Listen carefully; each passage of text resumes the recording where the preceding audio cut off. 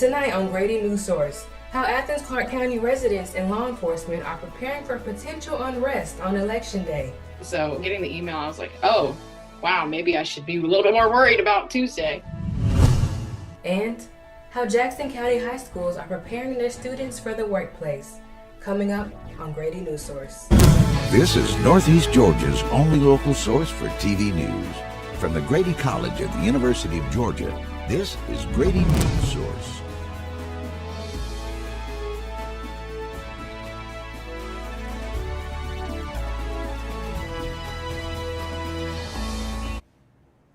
Greetings, I'm Danielle Harvey and welcome to Grady Newsource. There are less than 24 hours before tomorrow's vote. As voters weigh their decisions, we show you how local counties are preparing, what makes Georgia a decisive state in this election, and what you should know about those amendments on your ballot. Whether they voted early, dropped off a mail-in ballot, or plan to vote in person on Tuesday, Georgia voters have been heading to the polls. But some people have concerns about civil unrest after closing time at 8 p.m. Grady Newsource reporter Molly English dove into those concerns in the community. UGA student Kayla Hanner says she wasn't expecting to get a message about civil unrest after the election from her apartment complex, but there it was in her inbox. A quote, letter of preparedness sent by the flats at Carrs Hill on Oconee Street, detailing measures they're taking to ensure resident safety come November 3rd. So I wasn't really aware that something like that could possibly happen. So getting the email, I was like, oh, wow, maybe I should be a little bit more worried about Tuesday. The Flats is not alone in sending something like this. Other apartment complexes in Athens, like Uncommon on Doherty Street, say they plan to send out a similar message to their residents. But the concern stretches into downtown Athens as well as its businesses. Yes, we've done it at the other two bars, added just an extra guy on.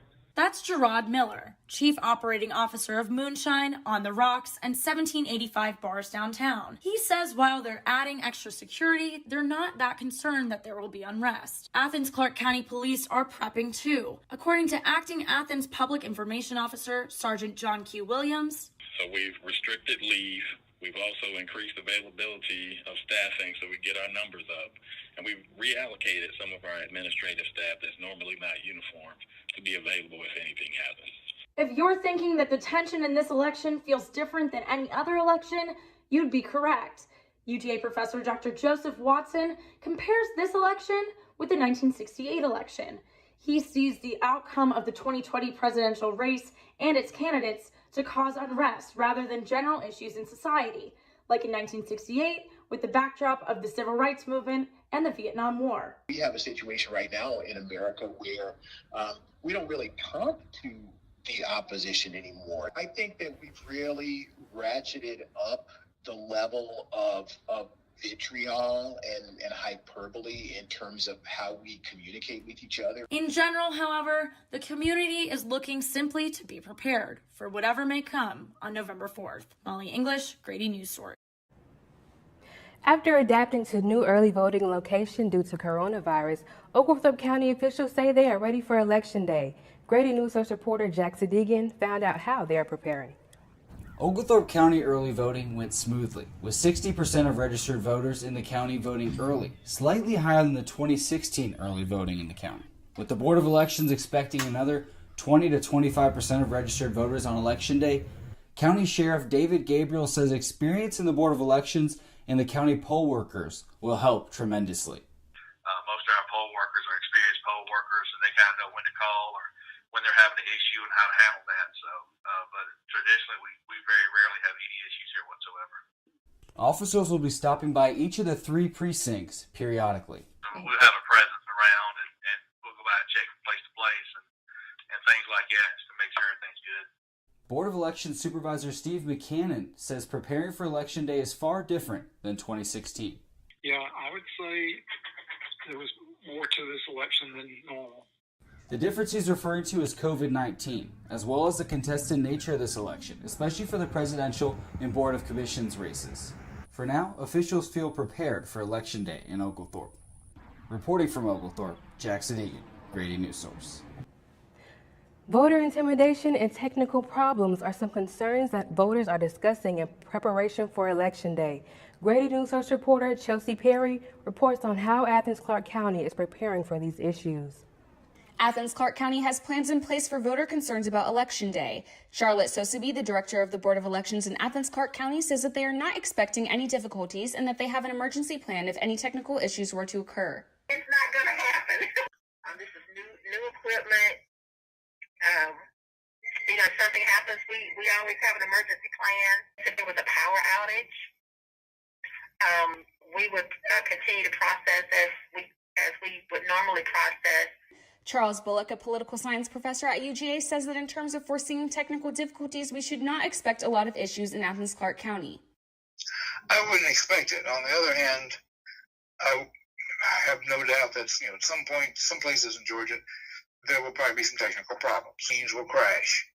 The scanners for some ballots in some precincts probably will go down or jam or something like that. Sosaby says that Republican and Democratic poll watchers will be at different precincts to observe the election process and that they are not currently anticipating any voter intimidation. Bullock says that we have not seen any voter intimidation yet, and we will have to wait and see the day of. We're not really worried about it. We're just going to deal with it as it comes. I mean, we don't want to intimidate anybody either by having people already there. That if something happens, we're just going to address it as it happens. Sosaby says that they are going in with a positive attitude that no complications will occur. Chelsea Perry, Grady Newsource. The CDC has issued new guidelines for voters who are in quarantine for exposures to COVID. The CDC urges them to vote while taking necessary precautions to protect poll workers and other voters. Precautions include wearing a mask, washing their hands, social distancing, and letting poll workers know about their condition upon arrival. For more information, visit cdc.gov. In addition to candidates for president and the U.S. Senate, Georgians will also vote on 3 statewide measures tomorrow. Grady Newsource reporter Alex Merritt explains what they mean. There are 2 state constitutional amendments and 1 state referendum on tomorrow's ballot. The First Amendment on the ballot, according to the Georgia Secretary of State's website, authorizes the Georgia General Assembly by general law to require that fees or taxes collected for some specific intended public purpose be used as so intended. This means that the state has to designate funds that are taxed for specific reasons to be used for said purposes. The amendment will stop governments from reallocating funds for different purposes. The Second Amendment on the ballot waives state and local sovereign immunity for violation of state laws, state and federal constitutions. Sovereign immunity is a concept in law that says a state cannot be sued in federal and state court. Kent Barnett, an associate professor of law at the University of Georgia School of Law, says sovereign immunity is designed to protect the state from lawsuits. Sovereign immunity essentially means that the state cannot be held liable for its wrongdoing. It would take care of, from all the way up from the governor all the way down to, people here working at the university or for a state agency or, like police officers or prison officials. This measure would allow citizens to bring a lawsuit against the state of Georgia or any local government within the state. It would make it easier for individuals to file a lawsuit. The last statewide ballot measure is a statewide referendum. The referendum on the ballot refers to a Georgia law passed in 2019, formerly known as House Bill 344, which exempts public charities from property taxes on single-family homes. As long as these charities are exempt from federal taxes and the properties owned are being used solely to build or repair single-family homes, they are exempt from property taxes. If you were to vote yes on the referendum, then the tax exemption would be approved. You can view each ballot measure yourself on the Secretary of State's website. Just click on the Elections heading and find Proposed Constitutional Amendments under Quick Links. Each amendment includes a summary of the ballot measure's purpose and when it will be enacted if voted on. Alex Merritt, Grady Newsource. Jackson County residents who did not vote early or absentee are gearing up to go vote. Grady Newsource reporter Kate Hester found out what they need to know before heading to the polls. If you are headed to the polls in Jackson County tomorrow, remember that early voting locations and Election Day voting locations are not the same. And none of our early voting locations are the same as our polling places. So don't go to early voting on Election Day because it ain't going to work. There are 4 different polling locations in Jackson County: Hope Crossings Church in Jefferson, Mount Olive Baptist Church in Commerce, Free Chapel in Brazelton, and the church at Southside in Athens. Residents can find their correct polling place by going online to the Georgia Secretary of State My Voter page and logging in with their name, county, and date of birth. Despite the coronavirus pandemic, the polls in Jackson County will open their doors at 7 a.m. tomorrow. Under state law, we have to have in-person voting. Dr. Trey Hood, who studies voting administration at the University of Georgia, reminds us that the Georgia State Election Code requires that in-person voting be held in every county. After a record number of mail-in ballots and a steady stream of early voters, the Elections Office is ready to take on Election Day. Logan says that the polling locations will not require masks inside the venues, but social distancing will be enforced, with masks and gloves available for those who would like them. Kate Hester, Grady Newsource. Georgia is the only state in the country with both Senate seats up for election. Grady Newsource reporter Georgia Chambers has the key things to look out for during tomorrow's vote. The big election day is tomorrow, but Georgia voters have already reached record numbers in absentee voting by mail and early in-person voting in the state of Georgia. There have been 3,902,961 total ballots cast so far as of 8 p.m. on October 31st. There has been a 63% increase in total turnout compared to the 19th day of early voting in 2020 and 2016. Political analyst Bill Crane says that the Senate race in Georgia is unique. Georgia is the only state in the country, and it's the only time in our history where we've had both senators up at the same time. Georgia's 2 Senate races will be key to continue to follow. The outcome of this race could affect partisan control of the U.S. Senate. 35 of 100 seats are up for election. Republicans currently have a 53-45 majority over Democrats in the Senate. Any net pickup by the Democrats, and there are 22 Republican incumbents up, gets closer to tipping that majority. Tune in for special team coverage of the 2020 election beginning at 8 p.m. tomorrow. I will bring you the latest on the state election and keep you up to date with the breaking news as it rolls in. Georgia Chambers, Grady Newsource. Unlike other counties in Northeast Georgia, in Barrow County, most races are contested, according to Director of Elections and Voter Registration, Monica Franklin. Barrow County Sheriff Judd Smith believes that there will not be any problems at the polls on Election Day due to his experience working on Election Day in the past. Each poll has a worker, a head worker that manages that, and we're just there to assist them in case someone gets, out of the ordinary. But we've never, since I've been sheriff since 2009, and we've had a bunch of elections, we've never had anything here in Barrow County. Sheriffs are required to attend polling locations within their counties from open to close and ensure that they preserve order, according to Georgia law. Although Sheriff Smith believes that protests could happen due to dissatisfaction with the election results, he does not believe anything out of hand will happen in Barrow County. We've had some minor, what I would call peaceful gatherings. They've been all peaceful since the George Floyd case, but we've not had any riots or looting or any of that things like that going on. We've not had that here in Barrow County. Henry Fletcher, Grady Newsource. As of Thursday, October 28th, Franklin says almost half of the 55,000 registered voters have voted in person early or by absentee ballot. She expects to count all of the votes by Friday afternoon at the latest, but hopes to count the majority of the ballots on election night. Barrow voters can visit the Secretary of State website to view their results in their country. Coming up, District 117 seat in the State House is up for grabs tomorrow, and we'll have a closer look at the 2 candidates after the break. Are your children in the right car seat for their age and size? Is the seat supposed to be forward-facing or rear-facing? Did they move to a booster seat too soon? It may be too late to check when you're on the road. Fortunately, you're on the couch. Car crashes are a leading killer of children 1 to 13. Don't think you know. Know you know.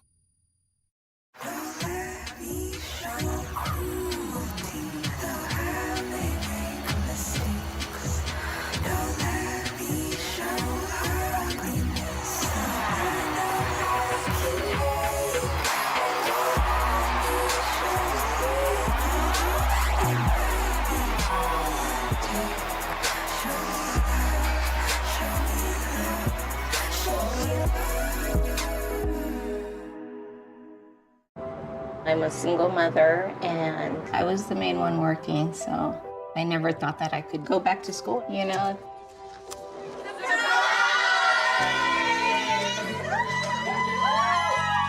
My sister, my mother, everybody wanted to help me with my kids. I could not have gone my diploma without my family. Find free adult education classes near you at finishyourdiploma.org. It's a beautiful day out here. Sunny today with light breezes, giving way to clouds in the afternoon. We could see some light precipitation to moderate precipitation later on, followed by powerful storm-like conditions. 90 mile per hour winds are expected. Authorities are asking everyone, stay indoors. Come on, that's it. Let's go.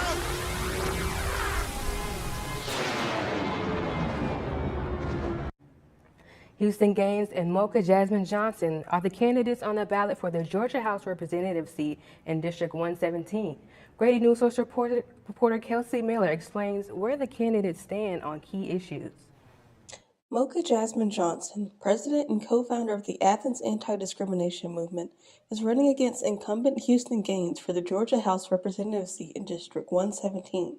This district covers parts of Barrow, Clark, Oconee, and Jackson counties.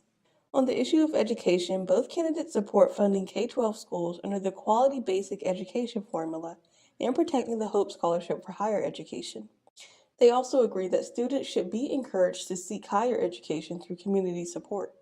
On healthcare, they both support the protection of rural hospitals and addressing the issues of mental health and the opioid crisis, but differ slightly on their approaches to Medicaid. Johnson plans to expand Medicaid coverage, while Gaines is working with other Republicans toward a work requirement program through Medicaid, according to his website. While both candidates support criminal justice reform, Johnson wants to build on those reforms by ending cash bail and mandatory minimum sentences, and also legalizing recreational marijuana. Gaines supports better pay and benefits for law enforcement, more robust training towards mental health crises, and more resources for school safety. Whoever wins Tuesday's election will assume the position on Monday, January 11, 2021. Kelsey Miller, Grady Newsource. The Jackson County school system is encouraging all high school students to apply for the WorkBased Learning program to explore their college interests before college. Grady Newsource reporter Cheyenne Jones has the story. Ali Merck, mother of Gabe Merck, a student in the work-based program at East Jackson High, says the program has been around since she was in high school, but it was never really promoted until now. Ali believes the program builds college and career readiness, so she pushed her son to join. I believe in work-based learning because it gives a face to things that you learn in a book. It's kind of hard to taste and see what careers will feel like in the real life just by learning about them. And so work-based learning gives that opportunity for families before you spend a ton of money in post-high school education to see if it's something that you really like. The work-based learning program allows students to explore possible career paths by doing jobs at local companies during the school day for class credit. Students must be 16 years of age and in the 11th or 12th grade. The program teaches skills such as resume building, interviewing, and teamwork. Kate Wilson, coordinator for the work-based learning program at East Jackson Comprehensive High School, says the program allows students to experience having a real job while still having teacher support. A boss just like you have a boss and I have a boss, and it's real work. But because they're so young, or they needed help with an issue going on at work, they can come to me as more of like a support who might help them navigate that situation. The program works with over 140 businesses within Jackson County to reach all potential career choices for their students.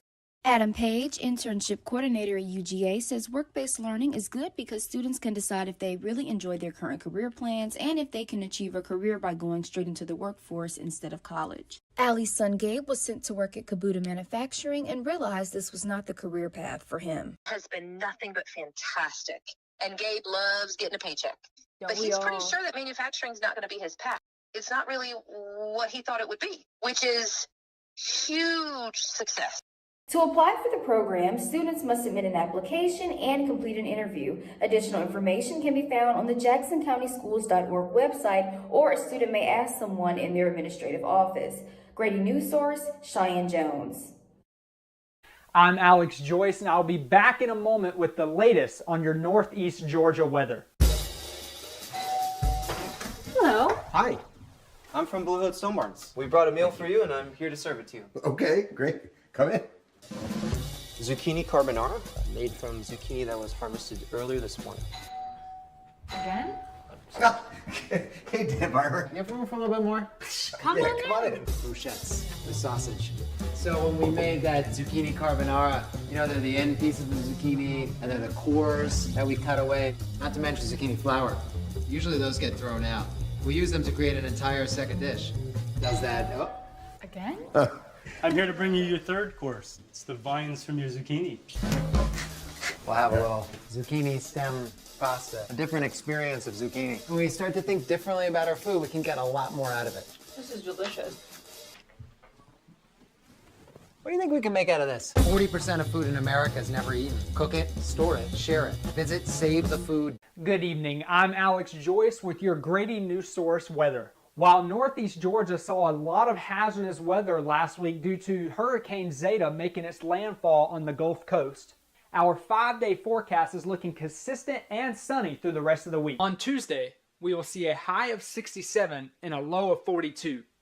We'll see some northwest winds at about 5 miles per hour. So for those of you who will be standing in voting lines tomorrow, it looks like all you'll need is a light jacket. Wednesday is going to be sunny with a high of 68 and a low of 44. On Thursday, we will see mostly sunny skies with a high of 69 and a low of 50. Friday, we will be mostly sunny with a high of 72 and a low of 55. And then on Saturday, we will have mostly sunny skies with a high of 72 and a low of 58. A hazardous weather outlook has been put into place for Northeast Georgia counties. No hazardous weather is expected tonight, but starting on Tuesday, parts of Northeast Georgia might have some early morning patchy frost.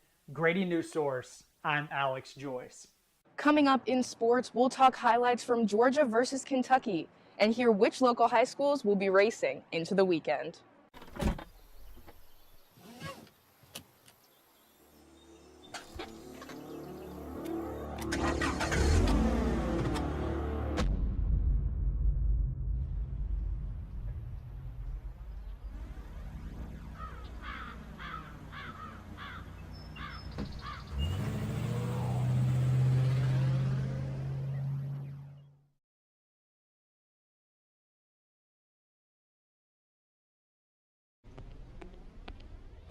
Can I tell you a cat joke? Just kidding. Why did the girl ask the mushroom to dance? Because he was a fun guy. What do you call a pig that knows karate? Pork chop. So how does a tissue dance? Put a little boogie on it.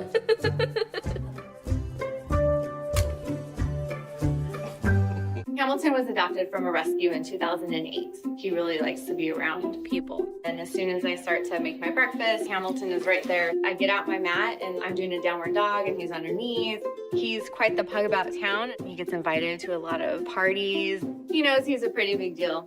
I mean, look at this little face. How could you not love him?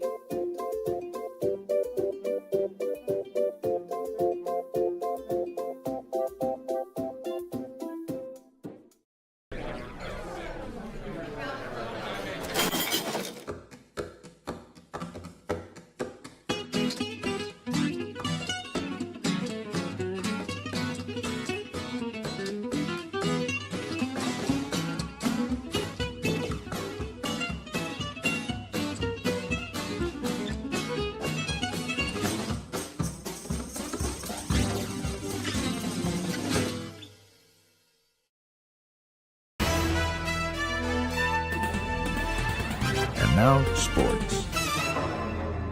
The UGA Bulldogs took on the Kentucky Wildcats at Kroger Field in Lexington on Saturday. UGA quarterback Stetson Bennett ran for 2 yards to give the Bulldogs their first touchdown of the game. This was also a big game for redshirt sophomore Zamir White, who ran for 22 yards to give the Bulldogs their second touchdown of the game. Now, White also led the Georgia offense with a career high of 136 rushing yards across 26 carries. He ran with great toughness, so much pride in Zamir. He cares so much about his teammates. He does everything the right way. He's a leader. He never complains, never gripes about touches. He just, runs really hard when he gets the ball. He plays really hard on special teams, and he's an ultimate team player, and it couldn't have happened to a better guy. After the game, head coach Kirby Smart said he was pleased with how the Bulldogs ran the ball against Kentucky's physical defense. Our kids were resilient. Our kids responded. Tough environment to play in, and I'm really happy about the way we responded and came out and had the opening drive. The second half was big. Coming up, we'll tell you how you can stay up to date with the results tomorrow night as part of our special live coverage of Elections 2020. Grady Newsource.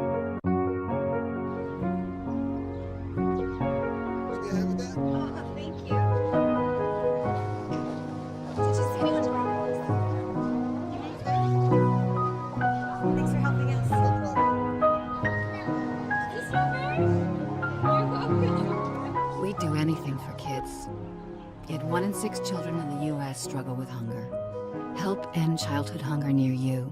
Learn how at feedingamerica.org.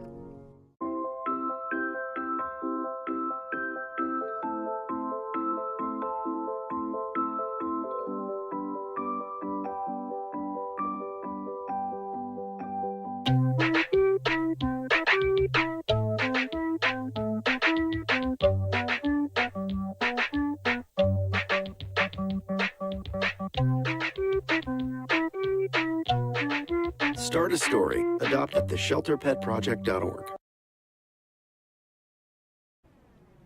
Grady Newsource is having a live election night special tomorrow night. Grady Newsource reporter Kelsey Coffey tells us what to expect during the show. Georgia and other states across the country have experienced record-breaking numbers for early voter turnout. Almost 4 million Georgians have already cast their ballot. This year's election is like none other, and Grady Newsource is covering it all tomorrow night at 8 p.m. Our 2020 election special will be jam-packed with everything you need to know about local, state, and national elections. We're here to help you answer questions like how each presidential candidate could potentially impact the economy, what happens to absentee ballots on Election Day, and who will be representing you in local office. Our team has also gathered a panel of experts to discuss Georgia's candidates for the U.S. Senate and local races across Northeast Georgia. We'll be providing you with in-depth coverage to help inform you on how the people you voted for will impact your daily life. Tune in tomorrow night at 8 p.m. Eastern Time. Kelsey Coffey, Grady Newsource. Thank you for tuning in. This has been Danielle Harvey for Grady Newsource. Have a good night.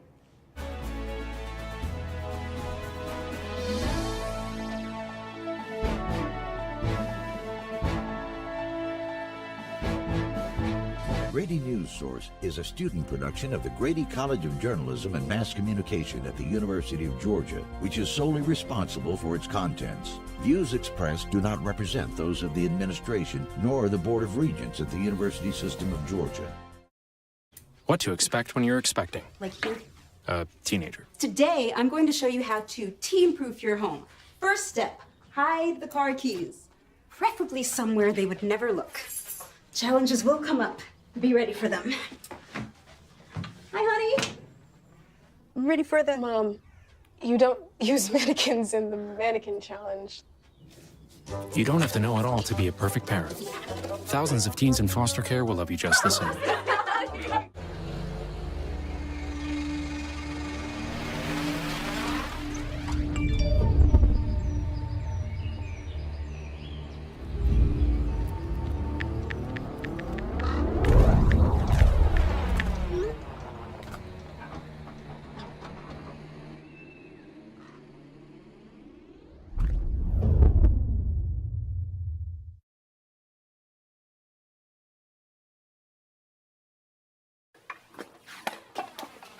Did you hear about the pony with a sore throat? He was a little horse. Can I tell you a cat joke? Just kidding. Why couldn't the Wait, why was the basketball court all wet? Why? Because the players kept dribbling all over it. Where did cats go on vacation? New York.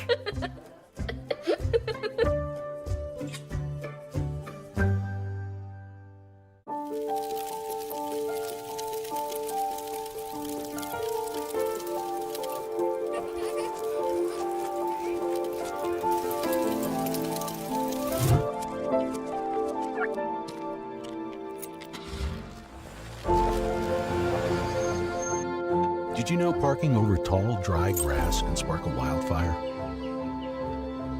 Only you can prevent wildfires.